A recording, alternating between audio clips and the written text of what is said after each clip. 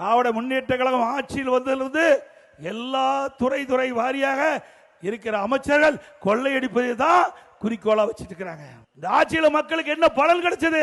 வேதனை தான் மிச்சம். இந்த ஆட்சி வேதனை தான் மிச்சம். திராவிட முன்னேற்ற கழகம் தேர்தல் நேரத்தில் கொடுக்கப்பட்ட வாக்குறுதி 525 வாக்குறுதிகள் கொடுத்தீங்க. 4 பங்கு வாக்குறுதி கூட இதுவரைக்கும் நிறைவேற்றப்பட முடியல உங்களால. ஆனா திரு ஸ்டாலின் பேசுறார், 98% அறிவிப்புகள் நிறைவேற்றப்பட்டதா குறிப்பிடுறார்.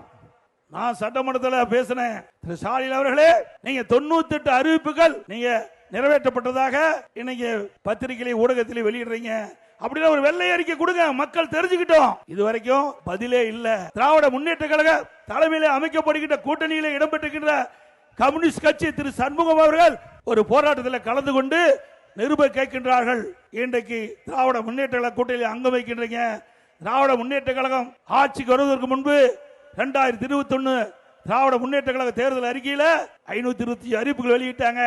அதுல 98% நிறைவேற்றப்பட்டதா சொல்றாங்க. உங்களுடைய கருத்து என்னன்னு நிருபர் கேட்கின்ற பொழுது திரு சண்முகம் அவர்கள் குறிப்பிடுகிறார், அப்படின்னா எல்லாமே நிறைவேற்றப்பட்டதுன்னு அர்த்தம்.